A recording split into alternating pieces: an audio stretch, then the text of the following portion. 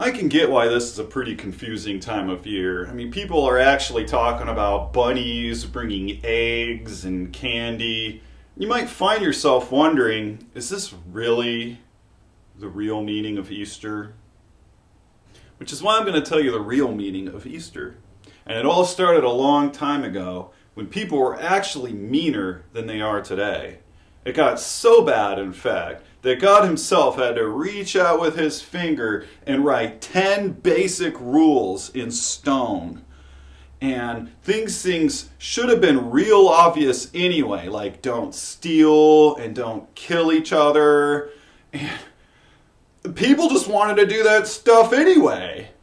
You can only imagine how God felt knowing that's not what he had planned for and hoped for us. So he said, oh my gosh, if I have to come down there myself.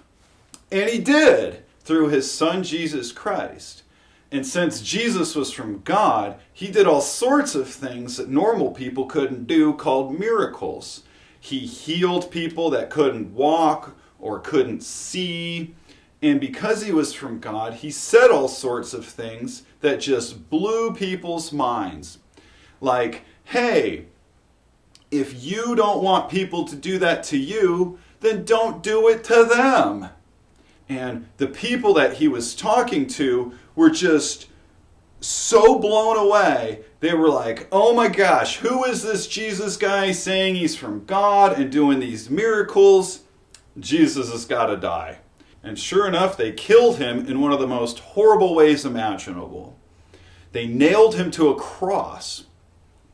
But it's okay. In fact, they call it Good Friday, because on Easter Sunday is when Jesus came back from the dead and he said, boom, see, I told you I was from God, and now I'm here to say that anyone can come to heaven as long as they follow me and know that I did this. And he told his friends, spread the word. And he went up to heaven, and down from heaven poured all of this Holy Spirit, which is like all of this loving energy. That's not only the reason that we celebrate Easter, but also remembering that Jesus had conquered death for us all to follow him into heaven. And that's the real meaning of Easter.